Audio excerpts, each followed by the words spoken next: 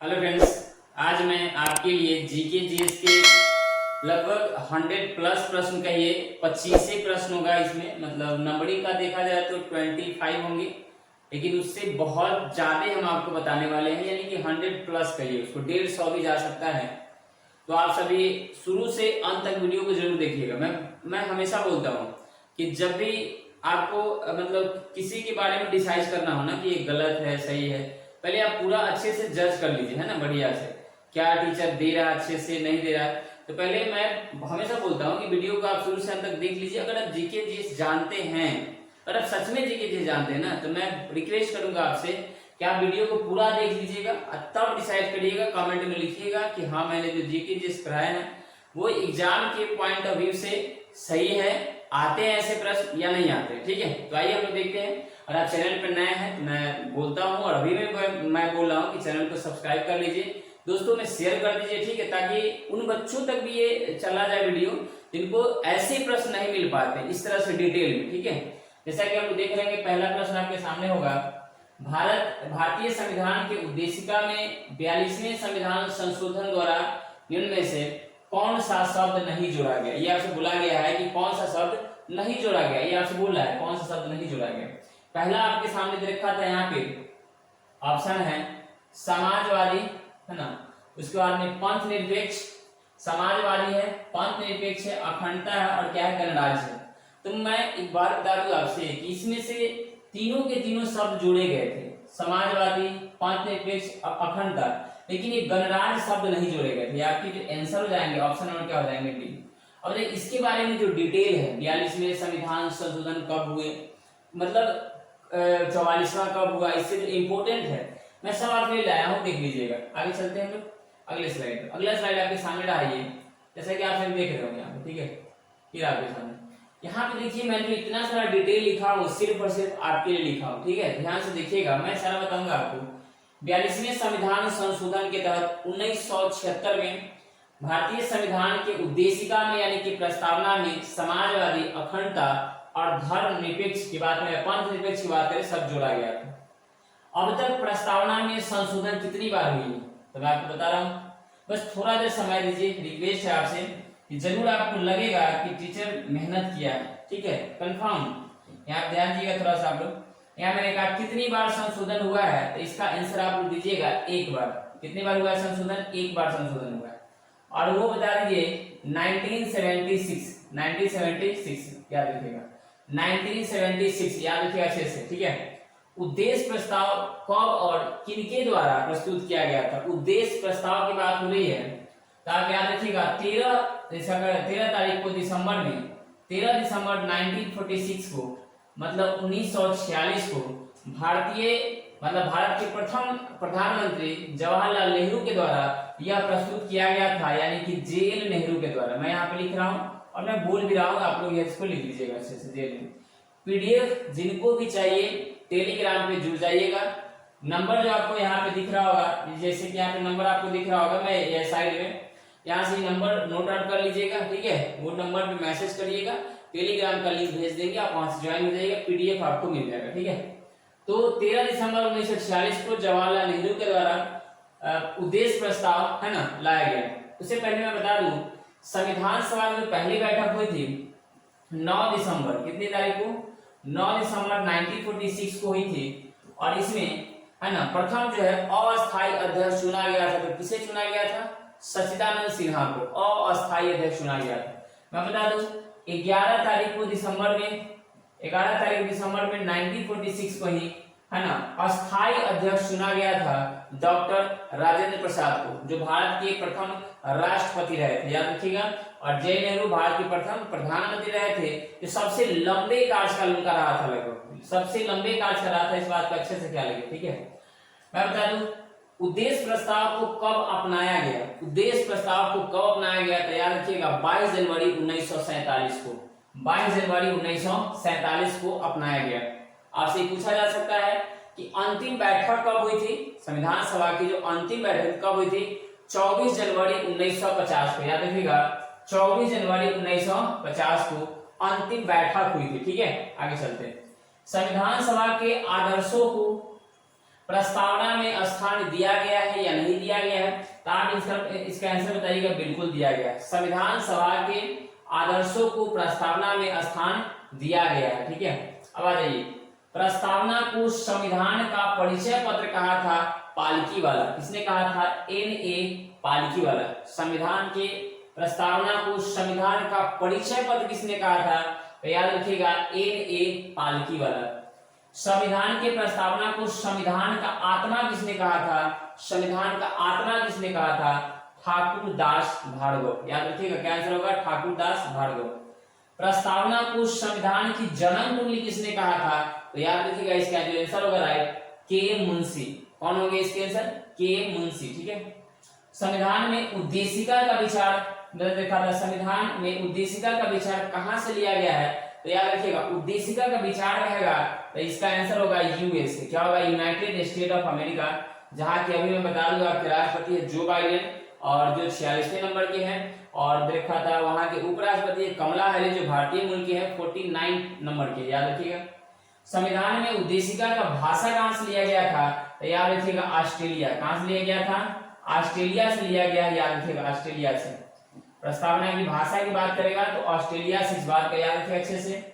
संविधान सभा का गठन कब हुआ था? याद रखिएगा, संविधान सभा का गठन कब हुआ था? 22 जुलाई 1946 को।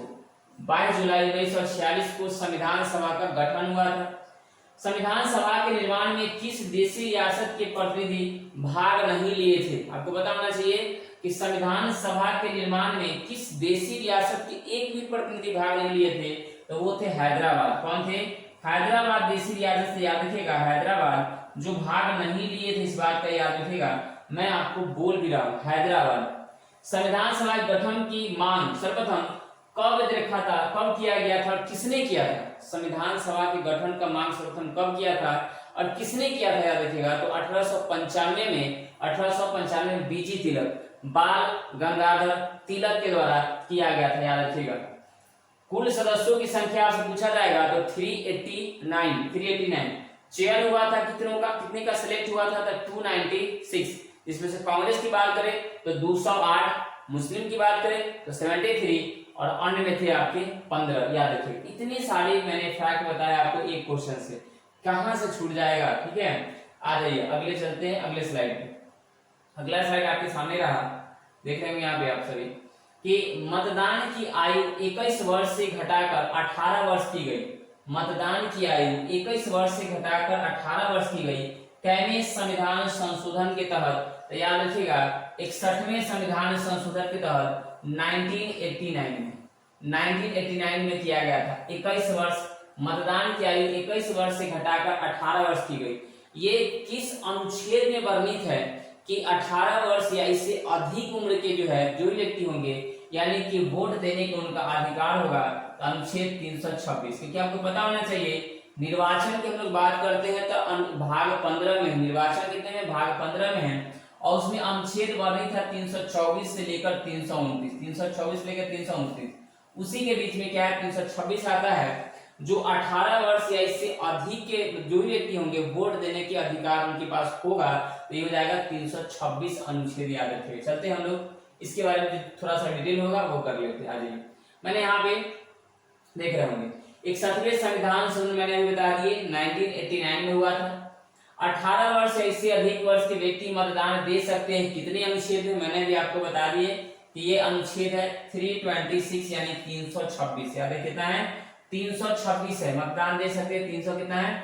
26 है। ठीक है, 18 वर्ष या इससे अधिक। मैंने बोला कि सर्वोच्च न्यायालय मतदान के अधिकार को सांविधिक अधिकार के रूप में व्याख्या किया है। ये प्रश्न था, मैंने इसलिए लिख दिया सर्वोच्च न्यायालय यानी सुप्रीम कोर्ट मतदान के अधिकार को सांविधिक अधिकार के रूप में व्याख्या किया है। याद रखिएगा अच्छे से। ठीक है, अब सर्वोच्च न्यायालय की बात आती है तो याद रखिए, सर्वोच्च न्यायालय का गठन अगर आपसे पूछ दे तो 124 अनुच्छेद बताइएगा।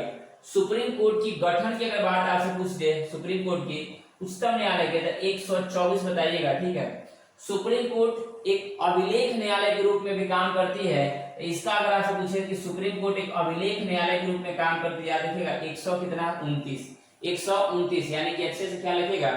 पुनराविलोकन की बात करेगा, पुनराविलोकन की बात करेगा। अगर ये जो सुप्रीम कोर्ट जो भी मतलब दिया है किसी को, है ना, कोई भी चीज जारी किया है, उस पर फिर से पुनरावलोकन कर सकता है सुप्रीम कोर्ट, तो वो 137 है। कितना? 137। पुनरावलोकन की बात करें तो 137 अनुच्छेद में ये वर्णित है, मतलब फिर से उस पर विचार सुप्रीम कोर्ट कर सकता है, याद रखिएगा। राजीव गांधी के कार्यकाल में 1989 में 64वां संविधान संशोधन विधेयक पंचायती राज को संवैधानिक दर्जा देने हेतु लाया गया, जो राज्यसभा में पारित नहीं हो सका। अब यहाँ पे वर्ड आया है राज्यसभा। आपसे पूछा जाएगा कि कौन सा संविधान संशोधन राजीव गांधी के कार्यकाल में 1989 में पंचायती राज के लिए संवैधानिक दर्जा देने हेतु लाया गया, लेकिन पारित नहीं हो सका। तो 64वां संविधान संशोधन था 1989 में, जो राज्यसभा में पारित नहीं हुआ। अब आया राज्यसभा। राज्यसभा के जो सदस्यों का जो कार्यकाल होता है 6 वर्ष का होता है। राज्यसभा का हम बोले कितने अनुच्छेद में है, कितने अनुच्छेद में है? तो 80 यानी कि 80 में। राज्यसभा एक ऐसा सदन है अस्थायी की अस्थायी, तो याद रखिएगा अस्थायी है, उसको भंग नहीं किया जा सकता, लेकिन लोकसभा को भंग कर सकते हैं। तो कितने अनुच्छेद में? तो 85 अनुच्छेद में लोकसभा को। तो मैंने बोला कि राज्यसभा से अगर पूछा जाएगा कि राज्यसभा के सदस्यों का न्यूनतम आयु कितना हो सकता है, जो आप जा सकते हैं, तो 30 वर्ष का होता है। राज्यसभा के सदस्य का कार्यकाल कितना होता है? 6 वर्ष का होता है। लेकिन कभी कभी ये पूछता है राज्यसभा का कार्यकाल कितना होता है? 0 होता है। राज्यसभा का कोई कार्यकाल नहीं होते है, ठीक है। राज्यसभा के मैंने अनुच्छेद आपको बता दिए, अनुच्छेद में 80 में, अनुच्छेद कितने में? 80 में वर्णित है। इस बात का अच्छे से ख्याल रखिए। आगे चलते हैं 73वें संविधान संशोधन के तहत। आपसे यह प्रश्न है कि 73वें संविधान संशोधन कब हुए थे? तो 1992 में हुए थे। पंचायती राज को संवैधानिक दर्जा दिया गया। आपसे पूछा जाएगा पंचायती राज को संवैधानिक दर्जा दिया गया कैवे संविधान संशोधन के तहत? तो 73वें संविधान संशोधन के तहत 1992 में दिया गया, याद रखिएगा। और पूछा जाएगा 44वें संविधान संशोधन कब हुए थे? 44 कब हुए थे? तो 44वें संविधान संशोधन हुए थे 1978 में, यानी कि 1978 में, याद रखिएगा। 44वें संविधान संशोधन हुए थे, जिसमें संपत्ति के अधिकार को, मतलब देखा था कि संपत्ति का अधिकार पहले मूल अधिकार में था, तो उसको हटा करके कानूनी अधिकार बना दिया गया, याद रखिएगा। तो वो थे 44वें संविधान संशोधन के तहत 1978 में। और वो कहाँ पे रखा गया? तो 300 के क में रखा गया। 300 के क में रखा गया संपत्ति के अधिकार को अब कानूनी अधिकार कहा जाता है। कानूनी अधिकार में रखा गया, पहले मूल अधिकार था। अब ये 35वें संविधान संशोधन, संशोधन बहुत सारे हैं, लेकिन जो इंपोर्टेंट लगा मैं लिया हूं, संशोधन का पूरा मैं एक वीडियो बना दूंगा, ठीक है। 35वें संविधान संशोधन के तहत सिक्किम राज्य को देखा था अपने में, यानी कि राज्य के रूप में अपने देश में मिलाया गया था, क्योंकि सिक्किम अपना राज्य नहीं था।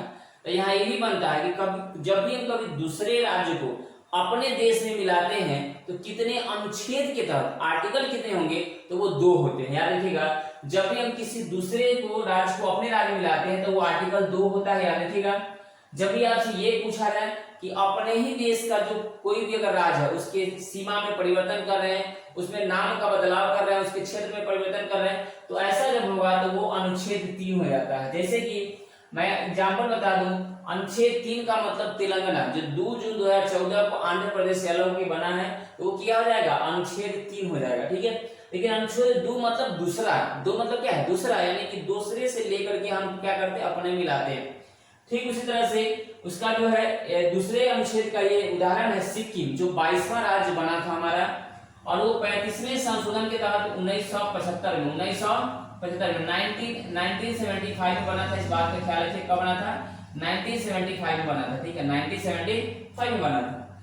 लेकिन मैं आपसे बता दूं कि 1975 में 22वां राज्य बना जरूर सिक्किम, लेकिन एक साल पहले यानी 1974 में 34वें संविधान संशोधन के तहत ये कहा कि हम पहले राज्य के रूप में रहेंगे, 1 साल रह कर देखेंगे, यदि हमको अच्छा लगेगा आपकी पॉलिसी तो हम साथ रहेंगे या नहीं रहेंगे। आपसे ये भी पूछा जा सकता है कि सिक्किम जो है अधिराज्य कब बना था? तो यानी कि 34वें संविधान संशोधन 1974 में। अधिराज्य की बात बोलेगा, पूरा राज्य नहीं बना था, तो 1974 में पूर्णतः राज्य बन गया 1975 में। और सिक्किम कैवा राज्य है? तो 22वां राज्य है। सिक्किम की प्रमुख जातियां की बात, जनजाति की बात, तो लेप्चा और भोटिया। लेप्चा और क्या है? भोटिया, जो सिक्किम की प्रमुख जनजातियां का नाम है, याद रखिएगा। 36वें संविधान संशोधन सिक्किम को मतलब मिलाया गया, ये याद रखिएगा। ये अनुच्छेद कितने में? ये बहुत इंपोर्टेंट है, अनुच्छेद 371 का F है, इस बात का ख्याल रखिएगा। 52वें संविधान संशोधन के तहत दल बदल लाया गया था, दल बदल कानून लाया गया 1985 याद रखिएगा 1985 में, 1985 में 1985 में। 101वें संविधान संशोधन 2016 में लाया गया जो जीएसटी संबंधित था, और जीएसटी की शुरुआत कब हुई? 1 जुलाई 2017 को, गुड एंड सर्विस टैक्स। 86वें संविधान संशोधन 2002 के द्वारा 6 से 14 वर्ष के बच्चों को निःशुल्क शिक्षा देने की बात कही गई। आपसे पूछा जाएगा पहले कि 86वें संविधान संशोधन कब हुए थे? तो याद रखिएगा 2002 में 6 से 14 वर्ष के बच्चों को निःशुल्क शिक्षा की बात करेगा। और ये अगर पूछा जा सकता है आपसे अनुच्छेद, तो याद रखिएगा 21 का ए याद रखिएगा, आपको पता होना चाहिए कि निःशुल्क शिक्षा 6 से 14 वर्ष के बच्चों के लिए, तो याद रखिएगा अनुच्छेद 21 का ए आर्टिकल है। ठीक है, जितने मैंने फैक्ट बताए हैं रिक्वेस्ट लिख लीजिएगा। ठीक है, सबके सब इंपोर्टेंट थे जो मैंने बोले हैं या यहाँ पे लिखे, सबके सब इंपोर्टेंट थे। याद है यहाँ पे आपके सामने प्रश्न रहा है, देखिएगा 1857 की क्रांति के समय भारत के गवर्नर जनरल कौन थे? मैंने बोला है 25 क्वेश्चन होंगे, लेकिन उसके डिटेल्स होंगे, याद रखिएगा, देख लीजिए, आप खुद से देख लीजिए कितने सारे मैं फैक्ट बताते चल रहा हूँ। अगर अच्छा लग रहा होगा तो रिक्वेस्ट आपसे सब्सक्राइब जरूर कर दीजिएगा और चैनल को अपने दोस्तों में शेयर जरूर कर दीजिएगा। ठीक है, क्योंकि जब तक कोई देखता नहीं है किसी के परख नहीं कर सकता है। ठीक है, 1857 की क्रांति के बारे में आप लोग जानते हैं, जो चर्बी कारतूस के लेकर के ये मामला खड़ा हुआ था, जिसमें मंगल पांडे जोर शोर से भाग लिए और उन्होंने ही कहा था कि हम दोस्ती भी निभाए थे तो दिल से निभाए थे, और दोस्ती भी हम क्या है दुश्मनी भी निभाएंगे तो दिल से निभाएंगे। और ये मंगल पांडे का एक नारा भी था इसमें, जब फांसी पर उनको चढ़ाया गया 8 अप्रैल 1857 को, तो वो बोले थे हल्ला बोल। क्या बोले थे? हल्ला बोल, वो बोले थे, याद रखिएगा अच्छे से, ये प्रश्न पूछे जाते हैं, याद रखिएगा, हल्ला बोल। मंगल पांडे का ये नारा था हल्ला बोल। ये प्रश्न पूछे जाते हैं कि 1857 की क्रांति क्यों असफल रही, क्या कारण था असफलता की? तो यहाँ पे आप बताइएगा, कोई भी अच्छे से लीड करने वाला कोई नहीं था, उस क्रांति को कोई अच्छा से लीड करने वाला नहीं मिला, इस कारण से क्या रहा था? असफल रहा था। अब इसके जो गवर्नर जनरल की बात करें तो इसके आंसर जाएंगे लॉर्ड कैनिंग। याद रखिएगा, लॉर्ड कैनिंग 56 से 62, 1856 से 62 की बात करें, इसका कार्यकाल था लॉर्ड कैनिंग का। डलहौजी का पूछेगा आपसे कार्यकाल, याद रखिएगा 1848 से 56, 1848 से 56।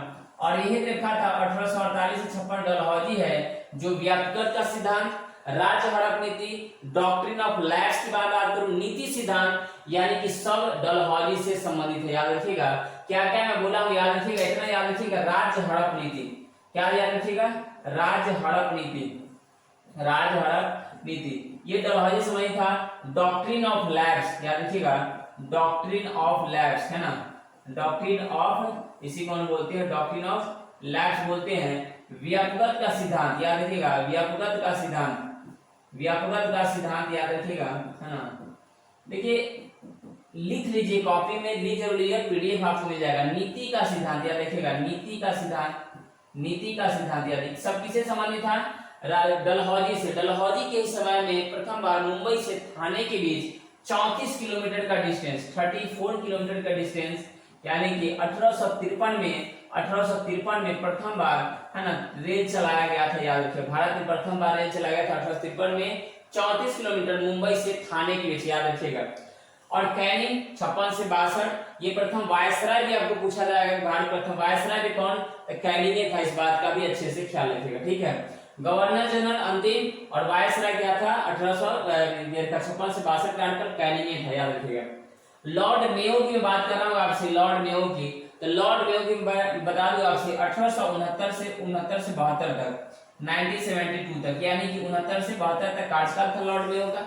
लॉर्ड मेयो के ही समय में सर्वप्रथम जनगणना हुई थी। आपसे पूछा जाएगा किसके समय में प्रथम जनगणना हुई थी, तो याद रखिएगा किसके समय में? मेयो के समय में, जबकि वो नियमित जनगणना नहीं थी। ठीक है, नियमित जनगणना की बात करेगा तो याद रखिएगा अच्छे से 1881 में, इसका कार्यकाल की बात करूंगा आपसे 1880 से 84, 1880 से 84 जो लॉर्ड रिपन के कार्यकाल था, और 1881 में प्रथम नियमित जनगणना हुई थी, इस बात का ख्याल रखिएगा। और 1872 में प्रथम जो जनगणना हुई थी वो नियमित नहीं थी, बट किसके समय में? लॉर्ड मेयो के समय में हुआ था, इस बात का भी अच्छे से आप ख्याल रखें। चलते हम लोग अगले स्लाइड पे। आखिर इसके बारे में कुछ डिटेल होगा तो मैं आपको यहीं भी बता देता हूँ, याद रखिए। मैंने कहा कि भारत के गवर्नर जनरल लॉर्ड कैनिंग, विधवा पुनर्विवाह भी 1856 में हुआ था, याद रखिएगा 1856 में विधवा पुनर्विवाह भी हुआ था 1856 में, लॉर्ड कैनिंग के समय में हुआ। दिल्ली, मुंबई, कोलकाता की उच्च न्यायालय की स्थापना की आपसे बात करेगा तो याद रखिएगा 1862 में, 1862। लेकिन पता होना चाहिए कलकत्ता में उच्च न्यायालय की जो स्थापना हुई थी कलकत्ता में 1773 रेगुलेटिंग एक्ट के तहत, आपसे पूछा जाएगा उच्च न्यायालय का 1773 रेगुलेटिंग एक्ट के तहत हुआ था 1774 में। 1774 में प्रथम जो है ना, आपको पता होना चाहिए उच्चतम न्यायालय की स्थापना हुई थी 1774 में, ठीक है। शुरुआत की बात करूंगा आपसे, ये मंगल पांडे ने लिखा था, ये 10 मई 1857 को ये 1857 क्रांति की शुरुआत हुई थी। कहां से हुई थी? मेरठ से हुई थी। कहां से शुरुआत हुई थी? मेरठ से। मैंने बोला शुरुआत कहां से हुई थी? 1857 क्रांति की थी 10 मई 1857 को मेरठ से हुई थी। मंगल पांडे को फांसी कब दिया गया था? मैंने अभी आपको बताया है 8 अप्रैल 1857 को। उसी समय मंगल पांडे के नारा दिए थे हल्ला बोल, याद रखिएगा। ब्रिटेन के प्रधानमंत्री थे पाम स्टोन, क्या थे? पाम स्टोन थे, इस बात को याद रखिएगा, पाम स्टोन थे, ठीक है, पाम स्टोन। प्रतीक क्रांति का क्या था? इसका कमल और रोटी, ये कमल और क्या था? रोटी था, इस बात का ख्याल रखिएगा। प्रतीक क्या था? कमल और रोटी था। डलहौजी की बात मैंने अभी आपको बता दी है, सारे 48 से 56 थे। मेयो मैंने अभी बता दी है कितना था, 69 से 72 था। रिपन की बात कर रहा हूं, अभी मैंने बता दिया 80 से क्या थे? 84 कार्यकाल, जिसके समय प्रथम नियमित जनगणना हुई थी। स्थानीय स्वशासन के जनक आपसे पूछा जाएगा, स्थानीय स्वशासन के जनक क्या आंसर होगा?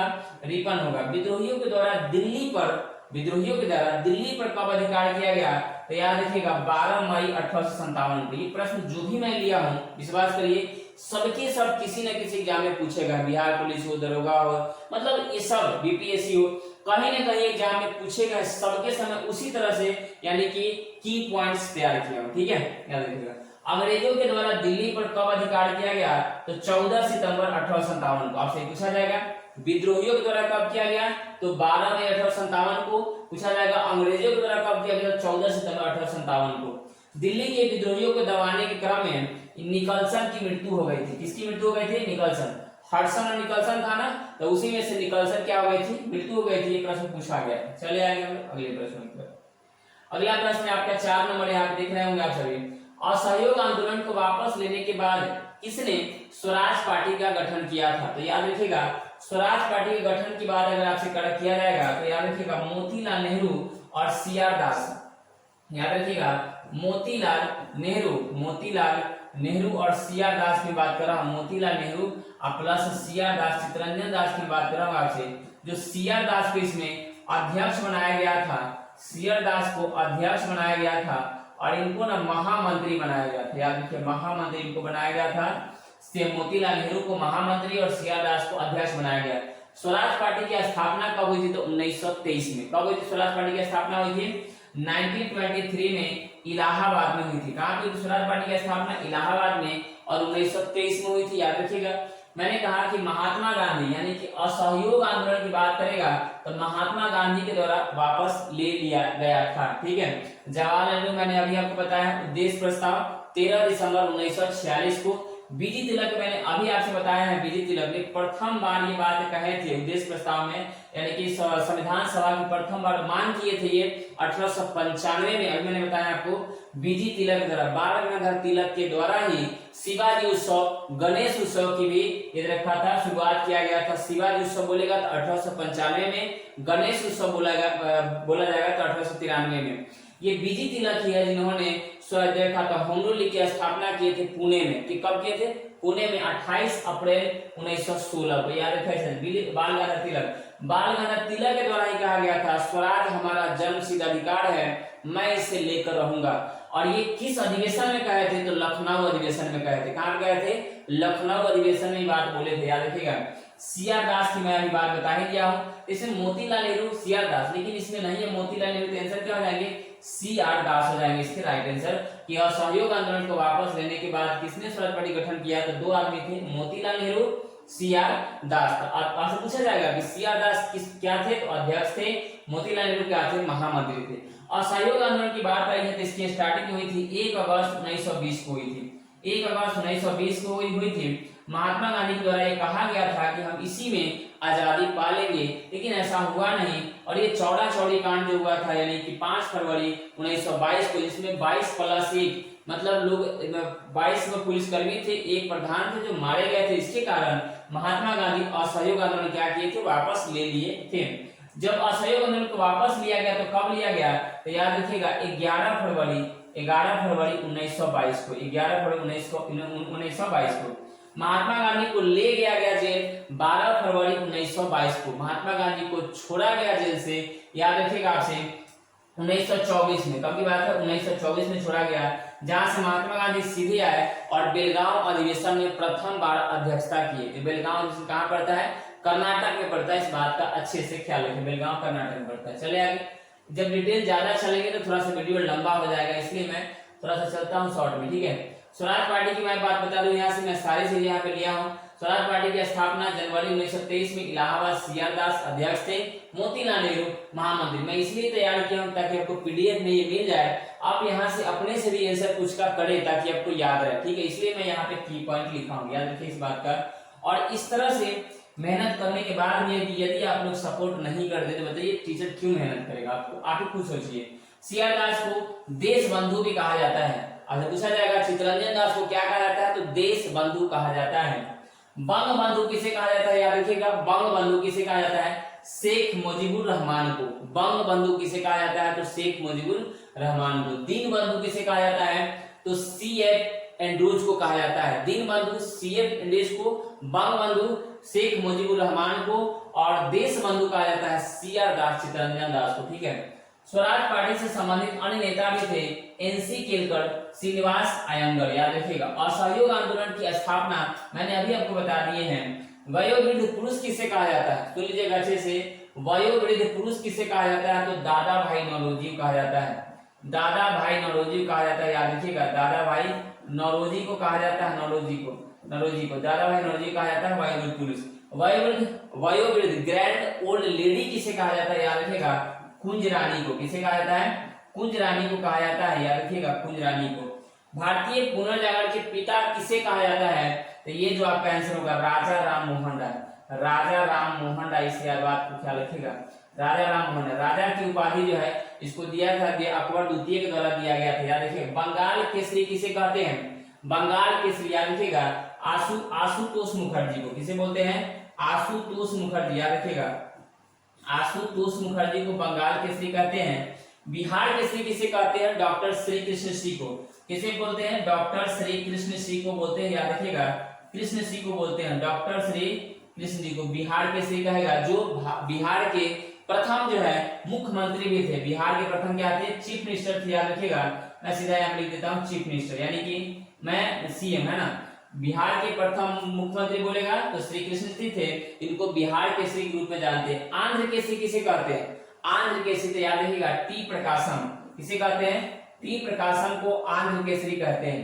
टी प्रकाशम को क्या कहते हैं, आंध्र केसरी कहते हैं, इस बात का अच्छे से ख्याल रखिए। चलते हैं हम लोग अगले स्लाइड पर।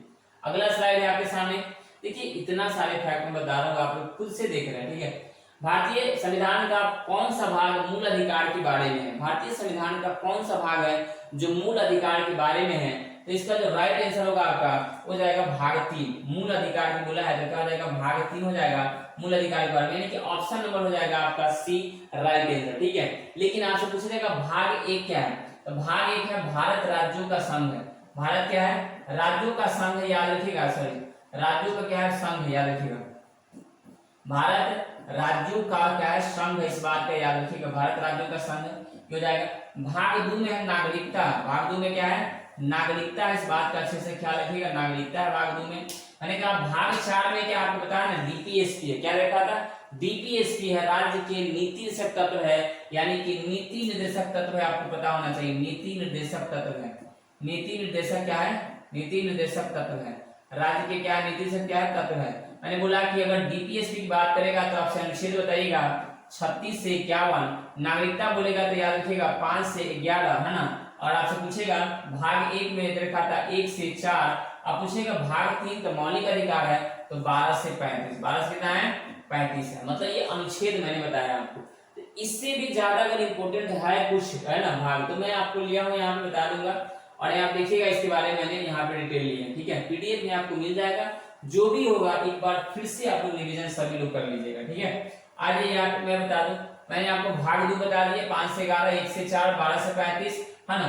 मूल अधिकार को भारतीय संविधान का क्या कहते हैं हम लोग? तो मैग्ना कार्टा कहते हैं। मूल अधिकार को भारतीय संविधान का मैग्ना कार्टा कहा जाता है। नीति से तत्व मैंने बता दिया 36 से 51, लेकिन भाग मैंने अभी बोला है आपसे 4 के क, भाग में 4 के क में होगा तो मूल कर्तव्य हो जाएगा। मूल क्या हो जाएगा? कर्तव्य, जो क्या रखा था अच्छे से याद रखिएगा, मूल कर्तव्य। मूल कर्तव्य की मैं बात कर रहा हूँ आपसे, मूल कर्तव्य की। और ये कितना अनुच्छेद में है? तो यार 51 की क में है। 51 की किस में है? क में। इस बात को याद रखिएगा। आगे मैं चलूँ आपसे, भाग 5 है तो देखा था भाग 5 है जो संघ है। क्या है? भाग 5 है जो संघ है, याद रखिएगा। मैं आपको बता दूं यही है प्रश्न है, यहाँ लिख रहा हूँ सबसे बड़ा भाग आएगा भारतीय संविधान का सबसे बड़ा भाग, भारतीय संविधान का सबसे बड़ा भाग कहेगा तो यही भाग 5 है। इसमें करीब 100 आर्टिकल है। कितने आर्टिकल है? 100 आर्टिकल। पूछा गया प्रश्न है भारतीय संविधान का सबसे बड़ा भाग कौन है? अगर आप सेट बनाते होंगे तो सच में आपको पता चल गया होगा कि मैंने किस तरह से प्रश्न लिए हैं। अगर आप सेट बनाते होंगे और जीके अगर आप जानते होंगे तो पता चल गया होगा अभी तक आपको। 52 से लेकर 151 सबसे बड़ा भाग है कौन? भाग 5 है, इसमें 100 आर्टिकल याद रखिएगा। भाग 6 के संबंधित है, राज्य से संबंधित है, यानी कि स्टेट संबंधित है। और 152 से 237 याद रखिएगा, 152 से 237। भाग 8 हम आपसे कहेंगे तो याद रखिएगा संघ राज्य क्षेत्र है। क्या है? संघ राज्य क्षेत्र है, जो 239 से 242 है भाग 8 में, ठीक है। मैंने बोला कि भाग 7 यानी कि भाग 7 को खत्म भी किया गया था, आपको पता होना चाहिए 7वें संविधान संशोधन 1956 के तहत भाग 7 को खत्म भी किया गया था, याद रखिएगा। भाग 7 को खत्म किया गया था तो 7वें संविधान संशोधन के तहत, 7वें संविधान संशोधन के तहत 1956 में, ये 1956 में ही 7वें संविधान संशोधन के तहत लोकसभा में 500 से सीट बढ़ाकर 525 किया गया था। लोकसभा में 500 से सीट बढ़ाकर कितना किया गया था? 525 किया गया था। ये 7वें संविधान संशोधन के तहत ही। चलेगा आगे हम लोग। भाग 9 की बात करें आपसे तो पंचायत संबंधित है, 243 है, 243 की क से 9 तक पंचायत संबंधित भाग 9। भाग 15 की बात करें, मैंने ऊपर ही बताया था निर्वाचन है, 324 से 329। भाग 17 की बात करें तो ये राज्यसभा है। भाग 17 की बात करें तो क्या है? राज्यसभा है, जो 343 से लेकर 351 तक है, याद रखिएगा, है ना। भाग 18 की बात करें आपसे आपात उपवन है, 352 से 360, 352 से 360। और भाग 20 की बात करें आपसे तो संशोधन है, जो संविधान का संशोधन है 368। कुल मिला के भाग अभी है कितने मूलतः आपको पता होना चाहिए, अभी 25 भाग। कितने भाग है? 25 भाग है। इस बात का भी ख्याल रखिएगा, कुल अभी कितने भाग है?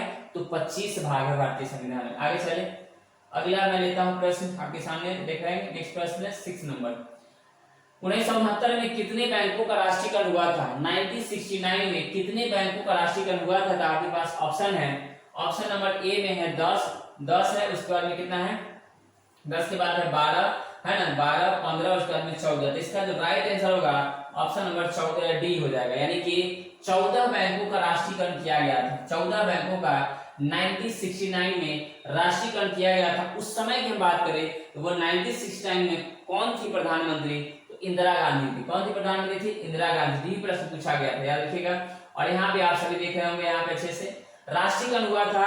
अगर डेट आपसे पूछ दे तो डेट याद रखिएगा 19 जुलाई 1969 को, 19 जुलाई 1969 को, यानी कि ये डेट के साथ 19 जुलाई 1969 को। उस समय प्रधानमंत्री कौन था या थी? तो इंदिरा गांधी। इंदिरा गांधी 2 बार आई थी, याद रखिएगा।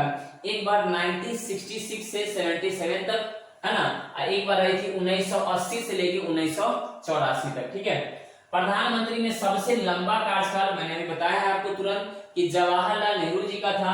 कब से कब तक? तो 47 से लेकर 64 तक, 47 से लेकर 64 तक, जो लगभग 16 साल 9 महीना 12 दिन, लगभग 16 साल 9 महीना 12 दिन भारत के प्रथम प्रधानमंत्री थे और सबसे लंबे कार्यकाल तक रहे थे।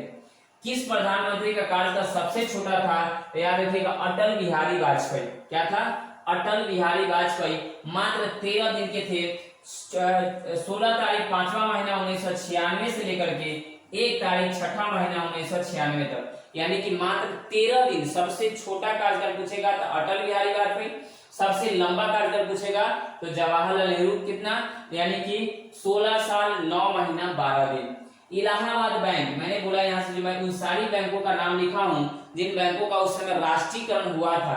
ये प्रश्न एक बार सेट में देखा था मैंने कि ऐसे दिया था कि इनमें से किन बैंकों का राष्ट्रीयकरण 1969 में नहीं हुआ था। तो याद रखिएगा, इलाहाबाद बैंक का हुआ था, बैंक ऑफ बड़ौदा का हुआ था, बैंक ऑफ इंडिया का हुआ था, बैंक ऑफ महाराष्ट्र का हुआ था, सेंट्रल बैंक ऑफ इंडिया का हुआ था, केनरा बैंक का हुआ था, उसके बाद में देना बैंक का हुआ था, Indian bank, Indian overseas bank, Punjab national bank PNB, याद रखिएगा सिंडिकेट बैंक, यूको बैंक है ना, ये 14 है पूरा का पूरा, UCO, union bank, United bank of India, यानी कि कुल मिला के 14 है। ये लिस्ट आप ले लीजिएगा, पीडीएफ मिल जाएगा आपको, वहां से आप याद कर लीजिएगा। ठीक है, चलते हैं हम लोग आगे अगले प्रश्न पे चलते। आ जाइए अगला प्रश्न 7 नंबर। 7 नंबर प्रश्न ये कह रहा है कि 7 तुगलक के समय बिहार की राजधानी कहाँ थी। मैंने पहले बताया था कि बहुत इंपॉर्टेंट प्रश्न मैं लेके आया हूँ। ठीक है, मैंने पहले बोला था आपको कि इस तरह से प्रश्न आप बता दीजिए जो अगर सच में तैयारी कर रहे हैं उनको पता चल गया होगा कि तुगलक के समय बिहार की राजधानी कहाँ थी। वर्तमान में आपको पता होना चाहिए बिहार की राजधानी कहाँ पे, तो पटना में। कहाँ पे? पटना में, याद रखिएगा पटना में। लेकिन अगर वर्तमान में नहीं पूछा, क्या पूछा है? तुगलक के समय, यानी कि तुगलक के समय। ठीक है, ये दिल्ली सल्तनत की बात में कर रहा हूं, तो उसका जो आंसर हो जाएगा बिहार शरीफ। कहाँ था? बिहार शरीफ था, याद रखिएगा। तुगलक काल के समय बिहार की राजधानी कहाँ थी? तो ये बिहार शरीफ थे, याद रखिए अच्छे से। मैं तुगलक के बारे में थोड़ा चर्चा कर दूंगा आपको, तुगलक के बारे में। आज यहाँ पे मैंने कहा तुगलक वंश की मैं बोलूं, तुगलक वंश का, तुगलक वंश का जो कार्यकाल था कब से कब तक रहा था? तुगलक वंश का कार्यकाल कब से कब तक रहा था? तो याद रखिएगा गुलाम की मैं बात करूँ आपसे, गुलाम वंश क्या आया था? गुलाम वंश के बाद आया था तुगलक के बाद आया था खिलजी के बाद आया था सैयद, और सैयद के बाद आया था लोदी। यानी कि इस तरह से कार्यकाल थे। तो तुगलक के बारे में करूंगा चर्चा, इतना सारा करूंगा तो वीडियो लंबा हो जाएगा। तुगलक वंश की बात करूंगा आपसे, तो याद रखिएगा आप 1290 से लेकर के 1320 तक, 1290 से 1320 तक। लेकिन आपसे ये पूछा जाएगा, सॉरी 1290 से कितना? 1300। ठीक है, मैंने कहा आपसे कि अगर गुलाम का पूछता तो गुलाम वंश को ही दास वंश भी बोलते थे, मामलुक वंश भी बोलते थे, और आपको पता होना चाहिए गुलाम वंश भी बोलते थे। यानी कि दास, गुलाम और मामलुक, 3 नाम थे गुलाम वंश के, याद रखिएगा। और वो जो उसका जो कार्यकाल था गुलाम का, मैं यहाँ पर लिख ही देता हूँ। गुलाम वंश का जो कार्यकाल था 1206 से लेकर के 1290 तक, 1206 से लेकर 1290 तक कुतुबुद्दीन ऐबक के द्वारा स्थापित किया गया था, याद रखिएगा, कुतुबुद्दीन ऐबक के द्वारा। लेकिन तुगलक की बात करें तो गयासुद्दीन तुगलक, कौन थे?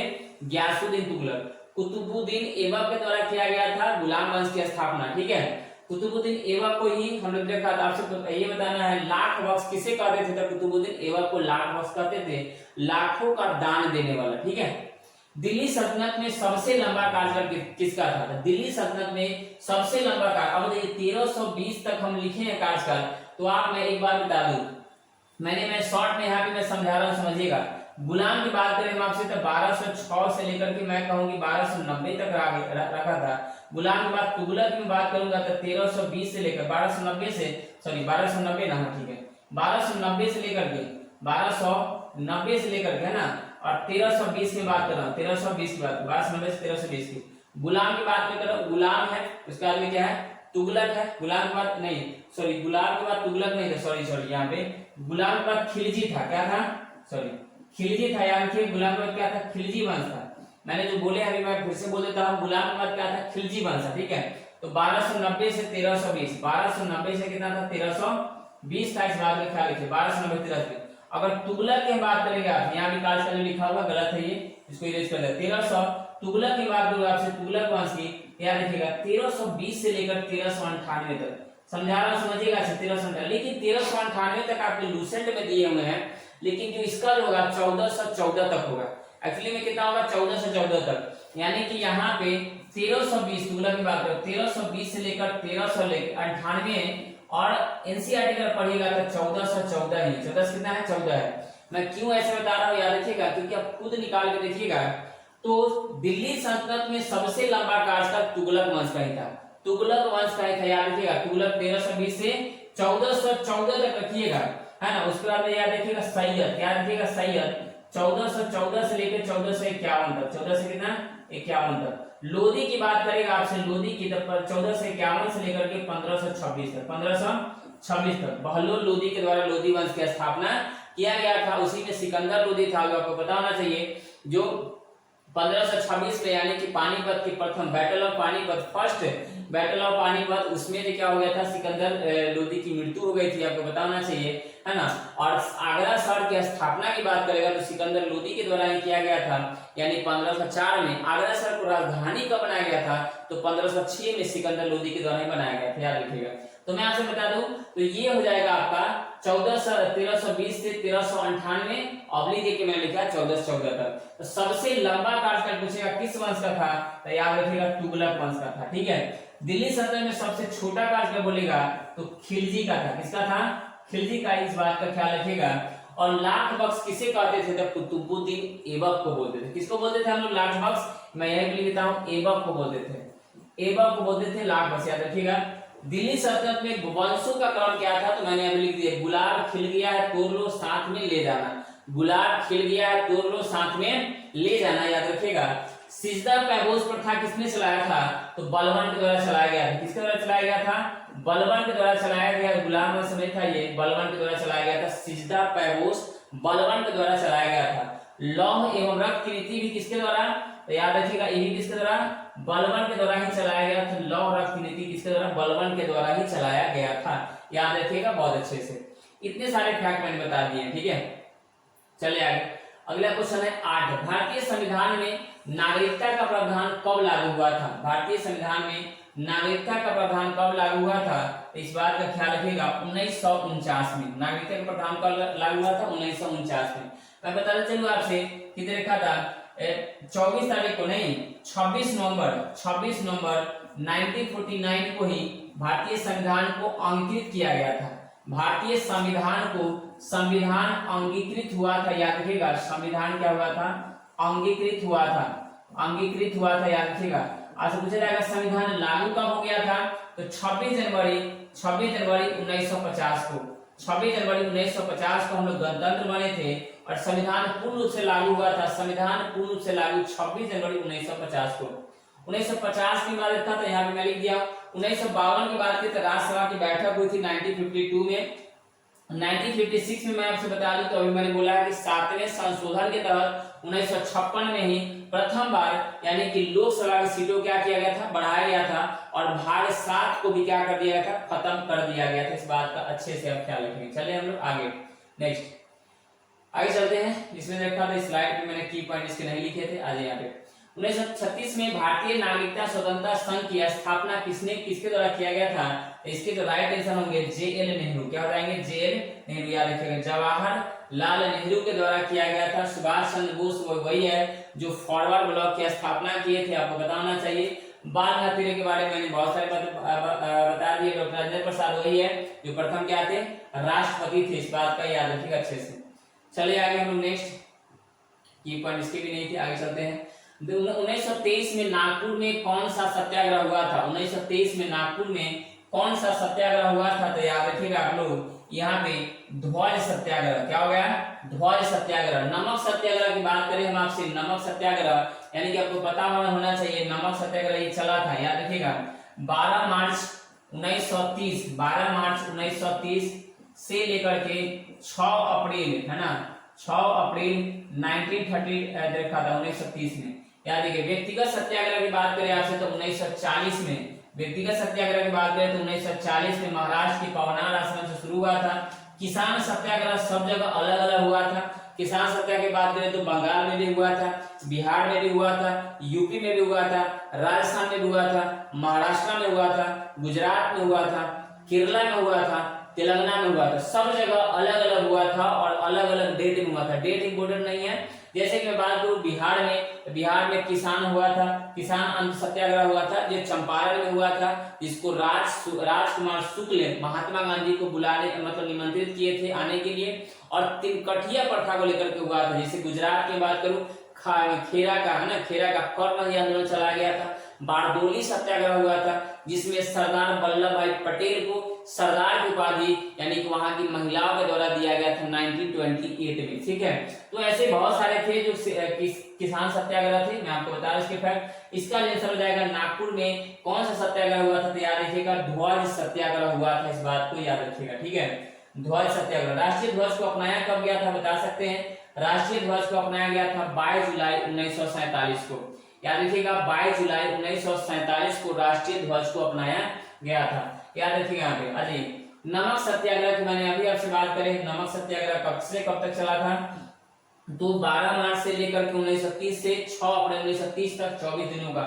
व्यक्तिगत सत्याग्रह, व्यक्तिगत अवज्ञा आंदोलन या दिल्ली चलो आंदोलन, व्यक्तिगत सत्याग्रह को बोलते हैं। 17 अक्टूबर 1944 में महाराष्ट्र के पवनार आश्रम से हुआ था, महाराष्ट्र के पवनार आश्रम की मैं बात करूं आपसे तो याद रखिएगा, यानी कि ये महाराष्ट्र में है। आपसे मैं आपसे बता दूं व्यक्तिगत सत्याग्रह जब हुआ था तो उसमें रूल्स बनाया गया था कि सब एक के बाद एक सत्याग्रही आएंगे, जिनको जिनको जेल में ले जाके बंद कर दिया जाएगा, है ना, तो वो तो जेल में रहेंगे, फिर से कोई दूसरा सत्याग्रही होंगे। इसी तरह से क्रम चलता रहा और लगभग 1941 तक मतलब एक साल में लगभग 56,000 सत्याग्रहियों को जेल में बंद किया गया था, लगभग 56,000। इस बात का ख्याल रखिएगा आप लोग। ठीक है, प्रथम सत्याग्रही की मैं बात करूँ आपसे तो विनोबा भावे थे, इन्हीं का नाम था विनायक नरहरि भावे, विनायक नरहरि भावे। ठीक है, भूदान आंदोलन की बात करूं किसे संबंधित था, तब विनोबा भावे, याद रखिएगा विनोबा भावे, ये विनोबा भावे भूदान आंदोलन से संबंधित व्यक्ति विनोबा भावे।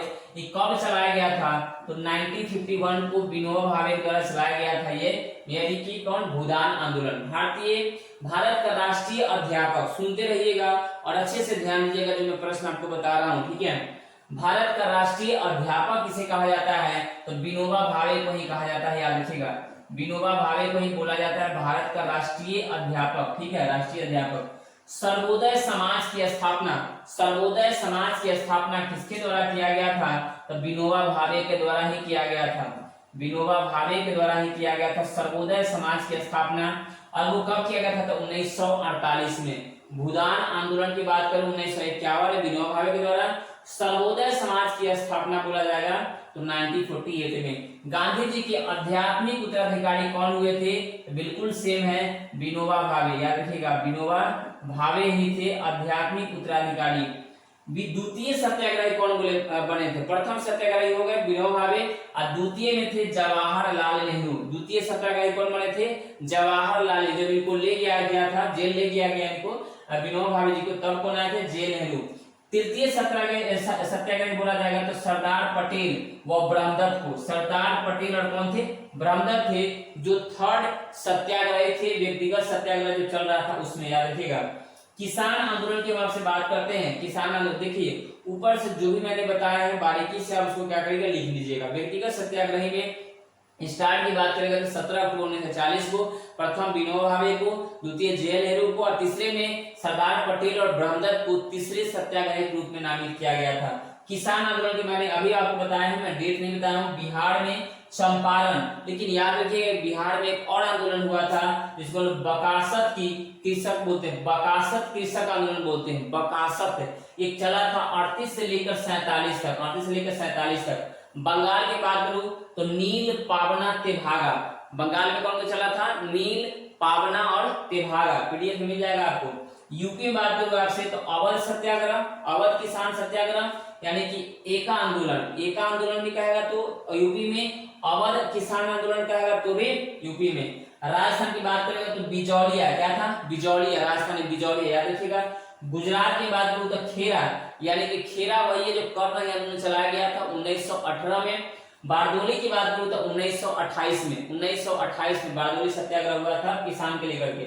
महाराष्ट्र की बात करूं तो दक्कन फड़के और बरली, दक्कन फड़के और बरली कहां चला था किसान आंदोलन, तो महाराष्ट्र में। केरला में चला था मोपला, वायलार, वह है ना पुण्यपड़ा, क्या था पुण्यपड़ा, यानी कि यह लिखा हुआ पुण्यपड़ा, वायलार और मोपला। 1921 में मोपला हुआ था, याद रखिएगा। तेलंगाना की बात करें तो तेलंगाना किसान आंदोलन हुआ था, तेलंगाना में कब हुआ था, तेलंगाना किसान आंदोलन हुआ था, इस बात का अच्छे से ख्याल रखिएगा।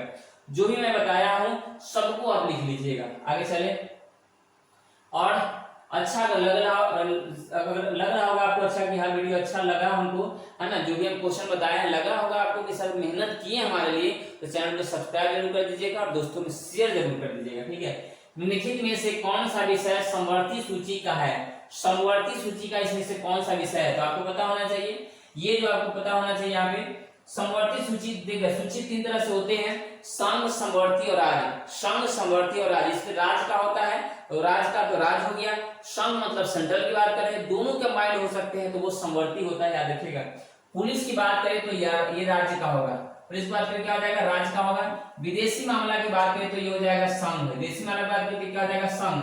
यहाँ बात करें तो ये भी क्या हो जाएगा? संघ, यानी कि रेडियो और टेलीविजन संचार का हो जाएगा संघ में। लेकिन बात करो आपराधिक मामले तो ये हो जाएगा समवर्ती। आपराधिक मामले की बात क्या हो जाएगा? समवर्ती सूची में आता है, इस बात का ख्याल रखिएगा। तो यही आपसे पूछा जा रहा था किस सूची संबंधित है। ठीक है, मैं यहाँ पे कुछ लिया हूँ इंपोर्टेंट जो सूचियां थी, यहाँ पे आप देख लीजिए, बहुत ही इंपोर्टेंट है, सारे के सारे एग्जाम के पॉइंट ऑफ व्यू से एकदम इंपोर्टेंट है, यहाँ ध्यान दीजिएगा। राज्य सूची में आते हैं भू राजस्व की बात करूं, कृषि की बात करूं, लोक स्वास्थ्य की बात करूं, मैं अभी मैंने बोला पुलिस, तो आगे आपका आंसर वहां पुलिस था। जेल हो गया, न्याय हो गया, सिंचाई हो गया, पशुपालन हो गया, मनोरंजन हो गया और पंचायती राज हो गया। तो ये किस में आते हैं? राज्य सूची में आते हैं। भू राजस्व, कृषि, लोक स्वास्थ्य, पुलिस, जेल, न्याय, सिंचाई, पशुपालन, मनोरंजन, पंचायती राज, ये किस में आते हैं? राज्य सूची में आ गए। संघ सूची की मैं बात करूं आपसे तो विदेशी मामले होगा संघ सूची में, रेडियो, टेलीविजन, डाकघर, शेयर बाजार, है ना, शेयर बाजार, है ना, बैंकिंग, बीमा, सुरक्षा, रेलवे, जनगणना, बंदरगाह, ये सब किसमें आते हैं? संघ सूची में आ जाते हैं। कौन कौन है एक बार देख लीजिए, विदेशी मामले होगा कुछ भी, रेडियो, टेलीविजन, डाकघर, शेयर बाजार, बैंकिंग, बीमा, सुरक्षा, रेलवे, जनगणना, बंदरगाह, ये सब किसमें आते हैं? संघ में आते हैं। समवर्ती में आते हैं शिक्षा, एजुकेशन, परिवार नियोजन, आर्थिक नियोजन, सामाजिक नियोजन, याद रखिएगा नियोजन वाला। जनसंख्या, याद रखिएगा पूछा गया प्रश्न है, जनसंख्या आता है तो समवर्ती में आएगा, लेकिन जनगणना की बात किया जाएगा तो याद रखिएगा संघ में आएगा, है ना। जनसंख्या यहाँ पे क्या मैं लिखे, यहाँ पे जनसंख्या नियंत्रण था, क्या था? जनसंख्या नियंत्रण था। वन की बात करें, है ना, जानवर की बात करें एवं पक्षियों की सुरक्षा की बात करें, योजना आयोग की बात करें, योजना आयोग की रखा था, विवाह विच्छेद, ये सभी की सही बात करें, समाचार पत्र, श्रम कल्याण, आपराधिक मामले, क्या यही आंसर था आपका? आपराधिक मामले तो समवर्ती में आते हैं। यानी कि जनसंख्या बात करेगा तो दोनों में होगा, जनसंख्या बात करेगा तो संघ में भी और राज्य में भी, लेकिन जनगणना बात करेगा तो संघ में होता है, इस बात का ख्याल रखिए। इतने सारे मैंने आपके लिए लिख दिए हैं, आप इसको नोट आउट कर लीजिएगा। ठीक है, चलते हैं, वीडियो को रोक कर नोट आउट कर लीजिएगा। जिनको पीडीएफ चाहिए मैसेज करिएगा, ठीक है, मैं पीडीएफ भेजूंगा फ्री ऑफ कॉस्ट। मैं आपके लिए मेहनत कर रहा हूँ फ्री ऑफ कॉस्ट, इतना जो आप मेहनत देख रहे हैं फ्री ऑफ कॉस्ट है, बस थोड़ा सा आपका सपोर्ट चाहिए।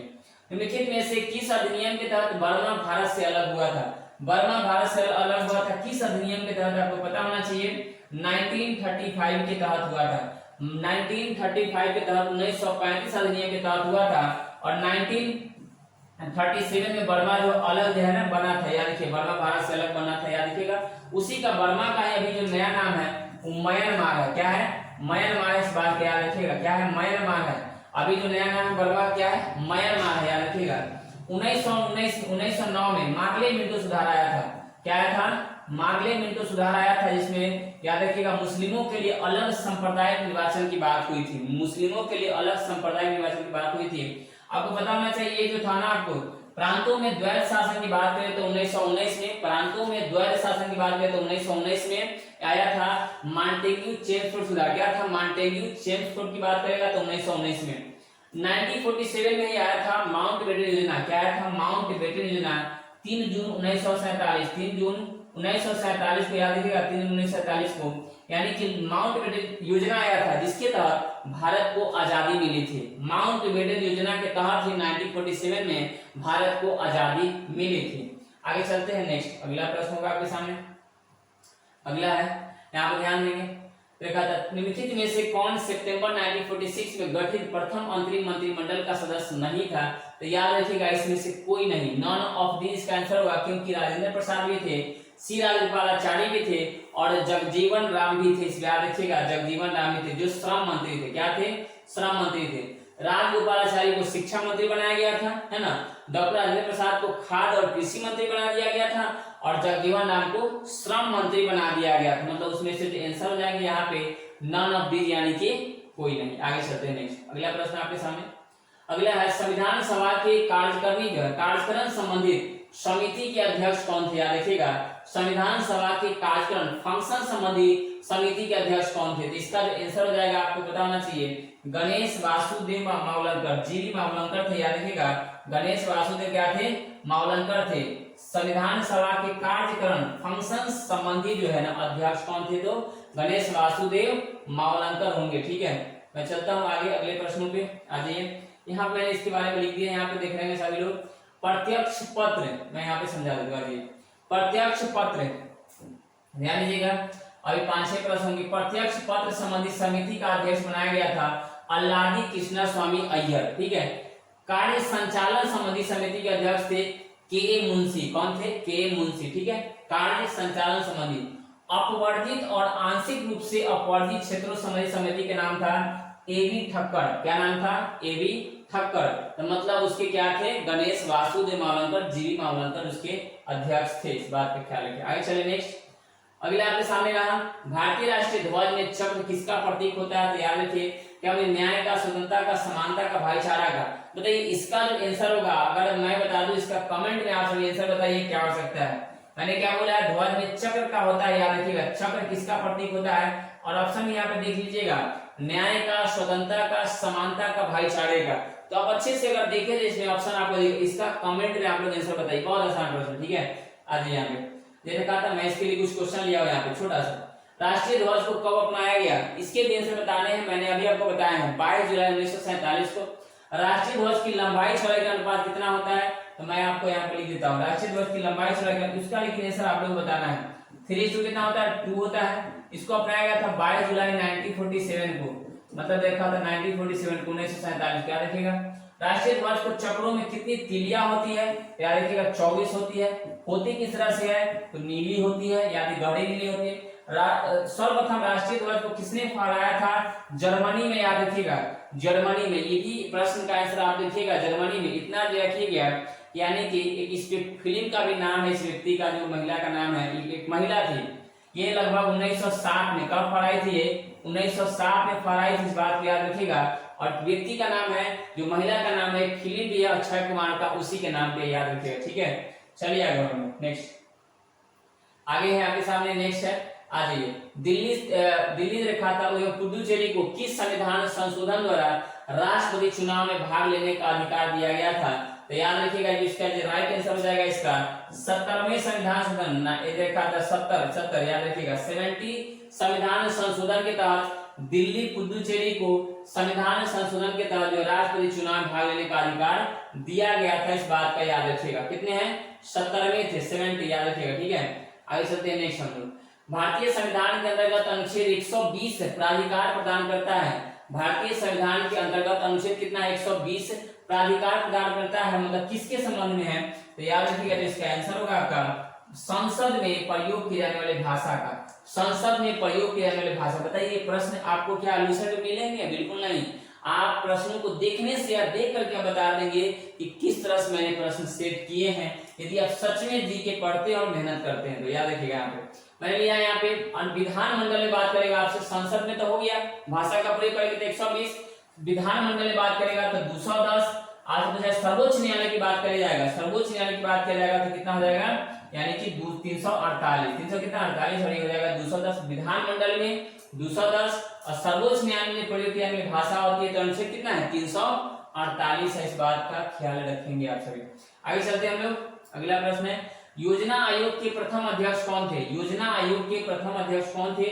तो बता सकते हैं, बताइए योजना आयोग के प्रथम अध्यक्ष कौन थे? तो वही होते योजना के प्रथम अध्यक्ष जो प्रधानमंत्री होते हैं, यानी कौन थे? जवाहरलाल नेहरू। जवाहरलाल नेहरू इसके क्या हो जाएंगे?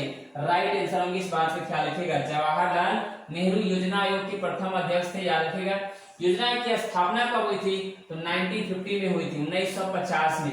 1950 में योजना आयोग की क्या हुई थी? स्थापना हुई थी। याद रखिएगा, अब उसी योजना का नाम बदल के नीति आयोग कर दिया गया है।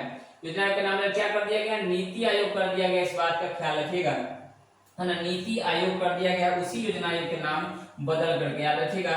योजना आयोग की स्थापना हुई थी 15 मार्च 1950 को। योजना आयोग का नाम बदल क्या कर दिया गया, नीति आयोग कर दिया गया है, याद रखिएगा। नीति आयोग कब से, ये कब किया गया था इसका नाम बदल के, 1 जनवरी 2015 को योजना आयोग का नाम बदल के नीति आयोग कर दिया गया था। नीति आयोग के अध्यक्ष कौन है, तो मोदी जी। कौन है, मोदी जी, नरेंद्र दामोदर दास मोदी, याद रखिएगा अच्छे से, ठीक है, जो भारत के 15वें प्रधानमंत्री है। नीति आयोग के उपाध्यक्ष की बात करूं जो थर्ड है, याद रखिएगा, यहाँ पे लिखा मैं सुमन बेरी। तीसरा कौन है, सुमन बेरी है, याद रखिएगा। नीति आयोग के वर्तमान में सीईओ कौन है, वर्तमान में सीईओ का मतलब होता है, सीईओ का मतलब होता है चीफ एग्जीक्यूटिव ऑफिसर, तो ये कौन है, बी.आर. सुब्रमण्यम। कौन है, बी.आर. सुब्रमण्यम। नीति आयोग के सीईओ की बात करूं आपसे, नीति आयोग के देखा था, नीति आयोग के सीईओ की बात करूं जो प्रथम की बात करें, याद रखिएगा अच्छे से, है ना, परमेश्वर अय्यर जो तीसरा है। परमेश्वर कौन है, अय्यर जो तीसरा है। नीति आयोग के पहले उपाध्यक्ष की मैं बात करूंगा आपसे, अरविंद पनगडिया। नीति आयोग के प्रथम सीईओ की बात करूं, उपाध्यक्ष की बात करूं तो अरविंद पनगडिया। नीति आयोग के पहले सीईओ की बात करूं तो सिंधु श्री खुल्लर। कौन है, सिंधु श्री खुल्लर। इतनी बातें ना जो मैं बताया हूं उसका अच्छे से, नीति आयोग, योजना आयोग की जगह पे नीति आयोग आया था, और जो भी इसके अध्यक्ष होते हैं यानी कि जो प्रधानमंत्री होते हैं वही होते हैं, याद रखिएगा, जो प्रधानमंत्री होंगे वही होंगे, ठीक है। सिंधु श्री खुल्लर नीति आयोग के पहले सीईओ थे, याद रखिएगा, पहले सीईओ। वर्तमान में है बी.आर. सुब्रमण्यम। चलते आगे। मूल संविधान में रखा था, मूल संविधान में सर्वोच्च न्यायालय में कुल कितने न्यायाधीश का प्रावधान है। मूल संविधान में कुछ रखा था, कितने प्रावधान थे, याद रखिएगा। मूल संविधान में कितने थे, तो 1+7, एक थे आपके मुख्य न्यायाधीश और बाद बाकी अन्य न्यायाधीश, याद रखिएगा। मतलब सर्वोच्च न्यायालय में कितने कुल न्यायाधीशों का प्रावधान था, तो 1+7, 1+7 की बात करूंगा आपसे। इसकी जो संख्या बढ़ाई भी गई थी, इसकी संख्या बढ़ाई भी गई थी, कितनी की गई थी, यहाँ पे देखें आप लोग, संविधान में मूल में इतना ही था, मूल संविधान में इतना ही था। लेकिन बात करूंगा आपसे, एक साल था। उच्चतम न्यायालय की स्थापना की बात करें तो यानी कि 28 जनवरी 1950 को हुआ था। फिर पूछा जा सकता है ना, उच्चतम न्यायालय की स्थापना कब हुई थी, तो 28 जनवरी 1950 को हुई थी। उच्चतम न्यायालय संबंधित अनुच्छेद कितना है, तो 124 से 147, जिसे मैंने आपको ये बताया है कि 124 गठन की बात करता है, 129 अभिलेख न्यायालय की बात करता है, 137 पुनर्विलोपन की बात करता है आपसे। सर्वोच्च न्यायालय के गठन कितना है, तो इसका लिख दीजिए यहाँ पे, मैं पहले बता दिया 124। सर्वोच्च न्यायालय अभिलेख न्यायालय के रूप में काम करेगा, तो मैं इससे पहले ही बता दिया 129, कितने बताया मैं, 129, याद रखिएगा। अब देखिए यहाँ पे, अब जो है ना, मूल संविधान में 1+7 थे, मूल संविधान में की बात करूं, अभी देखा था 2008-9 में की बात कर रहा हूं आपसे, तो इसमें ये प्रावधान किया गया कि 1+30 होंगे, एक होंगे मुख्य और 30 होंगे अन्य, ठीक है। लेकिन उससे बढ़ाकर किया गया 2019 में ये बात कहा गया कि 1+33 होंगे, यानी कि 33 को अन्य होगा, एवं क्या होगा, मुख्य न्यायाधीश होंगे। इस बात का याद रखिएगा, इतनी सारी डाटा है, आप इसको नोट आउट कर लेंगे। चलते हम लोग आगे। अगला प्रश्न आपके सामने, लोकपाल का कार्यकाल होता है। देखिएगा अच्छे से मैं बता दूं इसके बारे में, मैंने इसलिए बोला है कि वीडियो को पूरा लास्ट तक देखिएगा। लोकपाल और लोकायुक्त, लोकपाल और लोकायुक्त में थोड़ा सा अंतर होता है। लोकपाल का मतलब ये होता है कि जो नेशनल कुछ मामले होते हैं, कुछ भी नेशनल मामले होते हैं भ्रष्टाचार के बारे में, तो उसकी देखरेख करता है लोकपाल। कौन करता है, लोकपाल। जो प्रथम लोकपाल को अगर करने वाला जो राज्य था तो महाराष्ट्र था। प्रथम लोकपाल को मतलब लागू करने वाला जो राज्य था महाराष्ट्र था, और प्रथम बार प्रयास करने वाला राज्य था जो भी विफल हो गया था, राज्यसभा में जाके वो पास नहीं हो पाया था, तो ओडिशा। कब है, ओडिशा 1917 में प्रयास किया था लेकिन ऐसा नहीं हो पाया। लेकिन 1971 में महाराष्ट्र में प्रथम लोकपाल यानी कि पद लाया गया था, याद रखिएगा। लोकपाल का मतलब होता है जो नेशनल मामले के भ्रष्टाचार को देखता है, और लोकायुक्त का मतलब होता है जो स्टेट के मामले को देखता है। जो आपके राज्य में भ्रष्टाचार से संबंधित कुछ भी हो रहे हैं तो कौन देखेगा, लोकायुक्त देखेगा। और लोकपाल को आप देखेगा जब कुछ नेशनल मामले होंगे, इस बात का अच्छे से ख्याल रखिएगा। तो यहाँ पे जो प्रश्न आपके सामने है, याद रखिएगा, यहाँ पूछा कि कार्यकाल कितना होता है, तो याद रखिएगा कार्यकाल होता है या तो 5 वर्ष हो जाए या उसका आयु 70 वर्ष का हो जाए। ये बात में इसमें से दोनों में से कोई एक हो जाए तो लोकपाल को हटा दिया जाता है। आगे चलते हैं अगले प्रश्न की तरफ। नेक्स्ट अगला प्रश्न आपके सामने देखा था। अगला प्रश्न पहले आप देख लीजिए, जो भी इंपोर्टेंट थे मैंने सारे लिए, ध्यान से अच्छे से आप इसको नोट आउट कर लीजिएगा। सबके सब VVI है, मैं बराबर बोलता हूँ कि वीडियो को लास्ट तक जरूर देखिए, भरोसा करिए, ठीक है। 17 मार्च 2019 को सुप्रीम कोर्ट के रिटायर्ड जज पिनाकी चंद्र घोष पीसी घोष को भारत का पहला लोकपाल नामित किया गया था। मैंने क्या बोला है, नामित किया गया था, याद रखिएगा। मतलब लागू कर देना, नामित करना अलग बात होती है। लोकपाल की बात करूं तो नेशनल लेवल पर होते हैं, और लोकायुक्त की बात करूं तो स्टेट लेवल पर करप्शन की जांच करता है, मतलब भ्रष्टाचार की जांच करता है। लोकपाल की स्थापना सर्वप्रथम किस देश में हुई थी, तो स्वीडन में। आपसे पूछा जाएगा लोकपाल की स्थापना सर्वप्रथम किस देश में हुई थी, तो स्वीडन में। भारत में पहली बार लोकपाल विधेयक कब पेश किया गया, तो मई 1968 रखा था 69 में, जो लोकसभा में तो पास हो गया लेकिन राज्यसभा में पास नहीं हो पाया था। लोकपाल की गठन की बात करेगा कब हुआ था, तो 17 दिसंबर 2013 और 18 दिसंबर 2013, इस बात क्या लिखिएगा, 17 दिसंबर को राज्यसभा में और 18 दिसंबर को लोकसभा में, इस बात का अच्छे से क्या लिखिएगा। लोकपाल का गठन हुआ था 17 दिसंबर 2013 को राज्यसभा में, 18 दिसंबर 2013 को लोकसभा में, इस बात का अच्छे से क्या लिखिएगा। राष्ट्रपति द्वारा लोकपाल पर कब हस्ताक्षर किया गया, तो जनवरी 2014, 1 जनवरी 2014। मैंने आपसे बताया था एक बार कि कोई भी विधेयक तभी तक, कोई भी बिल अगर पास होता है तो विधेयक तभी बनता है, विधेयक तभी बनता है जब राष्ट्रपति द्वारा हस्ताक्षर कर दिया जाता है। यह अनुच्छेद कितना में है, 111 अनुच्छेद में वर्णित है। कितने अनुच्छेद में, 111 अनुच्छेद में वर्णित है, इस बात का अच्छे से क्या लिखिएगा, ठीक है। भारत में मैं बात करूं आपसे, लोकपाल की नियुक्ति कब की गई थी, भारत में लोकपाल की नियुक्ति कब की गई थी, याद रखिएगा मार्च 2019 में। उसमें राष्ट्रपति कौन थे, रामनाथ कोविंद थे। कौन थे, रामनाथ कोविंद थे। भारत में लोकपाल की नियुक्ति कब की गई, मार्च 2019 में रामनाथ कोविंद हस्ताक्षर किए थे। भारत का पहला राज्य जहां लोकायुक्त की नियुक्ति का प्रावधान किया गया किंतु नियुक्त नहीं हो पाए थे, मैंने अभी आपको बताया है, ओडिशा। ये वही ओडिशा है जो हम लोगों से, बिहार से अलग हुआ था 1936 में, 1936 में। भारत का पहला राज्य जहां लोकायुक्त की नियुक्ति की गई थी तो ये हो जाएगा महाराष्ट्र में। कब किया गया था, तो 1971 में। भारत का पहला राज्य, पूछा गया प्रश्न है, तुरंत पूछा गया प्रश्न ये देखा था, भारत का पहला राज्य जहां पे लोकायुक्त की नियुक्ति की गई तो महाराष्ट्र में 1971 में रखा था। इसी महाराष्ट्र को भारत का प्रवेश द्वार मुंबई को बोलते, मुंबई को भारत का प्रवेश द्वार बोलते हैं, भारत की वित्तीय राजधानी बोलते हैं। रखा था Gateway of India, India Gate नहीं, गेटवे ऑफ इंडिया कहाँ पे, मुंबई में रखा था। वित्तीय राजधानी मैंने बोल दिया, सूती वस्त्रों की राजधानी इसी को बोला जाता है। और गेटवे ऑफ इंडिया की जो स्थापना की बात करें तो 1921 में, और इंडिया गेट का 1911 में जॉर्ज पंचम के स्वागत में। उसी समय भारत जो रखा था, भारत की राजधानी कलकत्ता से कहाँ पे घोषणा हुई थी कि दिल्ली बनेगी, और 1912 में दिल्ली बनी भी थी भारत की राजधानी। चलते हैं हम लोग आगे अगले प्रश्नों पे। अगला प्रश्न आपके सामने ये रहा। अब आइए थोड़ा सा साइंस का कुछ प्रश्न था यहाँ पे। ऊष्मा ऊर्जा को यांत्रिक ऊर्जा में कौन बदलता है, ऊष्मा ऊर्जा को यांत्रिक ऊर्जा में कौन बदलता है, तो बता दिया यहाँ पे। मैंने बोला यहाँ से ये हो जाएगा इसका आंसर इंजन। क्या हो जाएगा इसका आंसर, हो जाएगा आंसर हो जाएगा इंजन होगा, याद रखिएगा। ऊष्मा ऊर्जा को यांत्रिक ऊर्जा में कौन बदलता है, ऊष्मा को यांत्रिक में तो इंजन बदलता है। कौन बदलता है, इंजन, ठीक है। अब आज यहाँ पे ऑप्शन देखा, इसके संबंधित जो भी है याद, विद्युत मोटर को मैं बात करूंगा आपसे, यहाँ पे लिखिएगा जो भी था मैंने यहाँ पे लिखे हैं, मैं आपको बता देता हूँ। सबके सब आप क्या कर लीजिएगा, यहाँ पे नोट कर लीजिएगा। विद्युत मोटर की बात करेगा तो विद्युत को यांत्रिक बदलेगा, विद्युत मोटर विद्युत को यांत्रिक में। डायनमो की बात बोलेगा तो यांत्रिक को विद्युत में, यांत्रिक को विद्युत में बदलेगा, याद रखिएगा अच्छे से। मोमबत्ती की बात करेगा तो रासायनिक ऊर्जा को या तो प्रकाश कहिए या उष्मा कहिए, दोनों चलेगा, ठीक है।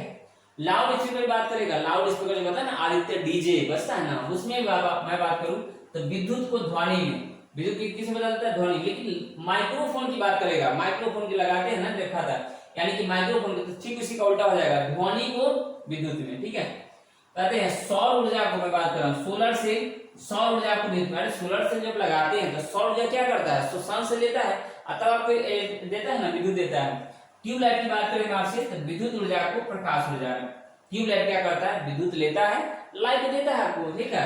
विद्युत बल्ब की बात करें तो फिर से ये विद्युत ऊर्जा को प्रकाश और उष्मा में। भाई बल्ब क्या होगा, लाइट लेगा, मतलब विद्युत लेगा, आपको क्या देगा, प्रकाश देगा, उष्मा देगा।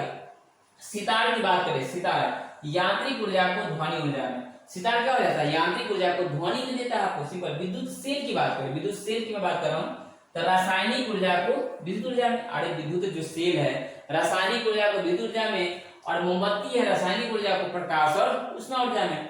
माइक्रोफोन की मैंने बात किया है तो ध्वनि ऊर्जा को विद्युत, माइक्रोफोन कहेगा तो ध्वनि को विद्युत, लाउड स्पीकर बोलेगा तो विद्युत को ध्वनि। चलिए हम लोग आगे अगली स्लाइड पे नेक्स्ट अगला था आपके सामने क्वेश्चन नंबर 22, बस 3 प्रश्न और होंगे। कौन सा विटामिन रक्त का थक्का बनाने के लिए आवश्यक है? कौन सा विटामिन है जो रक्त का थक्का बनाने के लिए आवश्यक है? तो इसका जो आंसर हो जाएगा विटामिन के। क्या हो जाएगा इसका आंसर? हो जाएगा विटामिन के हो जाएगा, रक्त थक्का बनाने में शामिल होता है। विटामिन ए यानी कि हमारे पता होना चाहिए कि विटामिन ए हमारे लीवर में रखा था विटामिन ए, है ना। अब मछलियों में क्या होता है? विटामिन डी होता है। विटामिन सी खट्टे में होता है, याद रखिएगा अच्छे से, खट्टे फलों में विटामिन सी की मात्रा होती है। हम लोग आगे चलते हैं नेक्स्ट। अगला जो है आपके सामने जो भी था मैं लिखा हूं, मैं बता देता हूं, आप भी इसे नोट कर लेंगे। विटामिन ए का रासायनिक रेटिनॉल है। B1 की बात करेगा तो थायमिन, B2 की बात करेगा तो राइबोफ्लेविन, B3 की बात करेगा तो निकोटोनिमाइड या नियासिन, निकोटोनिमाइड या नियासिन, याद रखिएगा। निकोटोनिमाइड था, यानी कि याद रखिएगा ये नया नाम है, याद रखिएगा निकोटिनामाइड या niacin, riboflavin, thiamine, retinol. B5 की बात करेगा तो पेंटोथेनिकम, B6 की बात करेगा तो पाइरिडॉक्सिन, B7 की बात करेगा तो बायोटीन, है ना। B11 की बात करेगा तो फॉलिक अम्ल, B11 की बात करेगा तो फॉलिक अम्ल, याद रखिएगा। B12 साइनोकोबाल्मिन, एस्कॉर्बिक एसिड मतलब विटामिन सी। D का बात करेगा तो कैल्सिफिरॉल, E की बात करेगा टेकोफिरॉल और K का बात करेगा तो फिनोक्विनोन। यानी कि इसी से K की जो है ना कमर से रखा था, यानी E जो होता है ना आपके सामने, है ना, मैंने अभी आपको बताया ऊपर में इसका आंसर था विटामिन क्या था? रक्त की थक्का की बात है तो K है। और जनन शक्ति की बात करेगा, जनन शक्ति की बात करेगा कमी तो विटामिन E के कारण हो जाता है, याद रखिएगा। किसी तत्व के समस्थानिक के से क्या तात्पर्य? समस्थानिक का मतलब क्या होता है? जिसकी परमाणु संख्या समान होती है, एटॉमिक नंबर समान हो, लेकिन परमाणु भार अलग अलग हो जाता है, उसको बोलते हैं समस्थानिक। याद रखिए समस्थानिक बोलते हैं। समस्थानिक हम लोग बोलेंगे किसी चीज की परमाणु संख्या समान, परमाणु भार अलग अलग, तो इसको हम समस्थानिक बोलते हैं। उस तत्व के परमाणु की द्रव्यमान संख्या अलग अलग, उस तत्व के परमाणु की द्रव्यमान संख्या समान हो, उस तत्व की परमाणु संख्या अलग हो, इनमें से कोई नहीं। इसका आंसर क्या हो जाएगा? उस तत्व के वे परमाणु जिसकी द्रव्यमान संख्या अलग अलग हो। तो द्रव्यमान संख्या जिसकी अलग अलग होगी, यानी कि उसकी परमाणु संख्या समान होगी, ये बात बोला जा रहा है। आपके आंसर क्या हो जाएंगे? ऑप्शन नंबर ए, मतलब द्रव्यमान संख्या अलग अलग तो हम लोग समस्थानिक बोलेंगे, द्रव्यमान संख्या समान तो समभारिक बोलेंगे। क्या बोलेंगे? समभारिक। चलते हैं आगे हम लोग अगले प्रश्न पर, समभारिक बोलेंगे। यहाँ मैंने लिखा है आपके लिए, आप लिखेगा की पॉइंट में समस्थानिक का मतलब मैंने यहाँ पे लिख दिया आपको। एग्जाम्पल के लिए हाइड्रोजन के 3 समस्थानिक होते हैं, याद रखिएगा, प्रोटियम, ड्यूटियम, ट्राइटियम। पूछेगा प्रश्न ये, हाइड्रोजन कितने समस्थानिक होते हैं? तो 3 होते हैं, प्रोटियम, ड्यूटियम और ट्राइटियम होते हैं, इस बात का याद रखिएगा आप लोग। हाइड्रोजन के समस्थानिक ट्राइटियम रेडियो सक्रियता का गुण प्रदर्शित करता है। जो भी मैं प्रश्न लिया हूं मैं बार बार आपको बोल रहा हूं, विश्वास में दिला रहा हूं आपको। आप लोग एक बार जरूर सेट बनाइए और देखिए और तब कमेंट करिएगा कि क्या ऐसे प्रश्न नहीं आते हैं। तो बताइए हाइड्रोजन के जो 3 समस्थानिक उसमें से ट्राइटियम जो है ना रेडियो सक्रियता का गुण प्रदर्शित करता है। तो पूछा जाएगा कि हाइड्रोजन के तीनों समस्थानिकों में से कौन सा है जो रेडियो सक्रियता का गुण प्रदर्शित करता है? तो याद रखिएगा ट्राइटियम। सर्वाधिक समस्थानिक वाला जो तत्व है पोलोनियम है। क्या है? पोलोनियम है। इसके कितने समस्थानिक है? 27 वो समस्थानिक है। यानी कि याद रखिएगा ऑक्सीजन 16, 17, 18 ये तीनों जो है ऑक्सीजन के समस्थानिक है। यानी कि याद रखिएगा O8 16 भी है, O8 रखा था, लिखा ना, क्या मैंने बोला 8 लिखा था, पहले 8 लिख लीजिए, ये रखा था 8 लिखिए और इस तरह से O लिखिए, ऊपर में 16 ऐसे लिखिएगा। यहाँ भी 8 लिखिए, यहाँ पे 70 लिखिएगा, यहाँ भी लिखिए 8 और यहाँ पे 80 लिखिएगा। ये तीनों के तीनों ऑक्सीजन के समस्थानिक, किसके हैं? ऑक्सीजन के समस्थानिक है। समस्थानिक के प्रयोग किसी पुराने कार्बनिक पदार्थ की आयु जानने में कार्बन के समस्थानिक C14 का प्रयोग करते हैं। मतलब पुराने कार्बनिक पदार्थों की आयु जानने के लिए हम लोग C14 का प्रयोग करते हैं।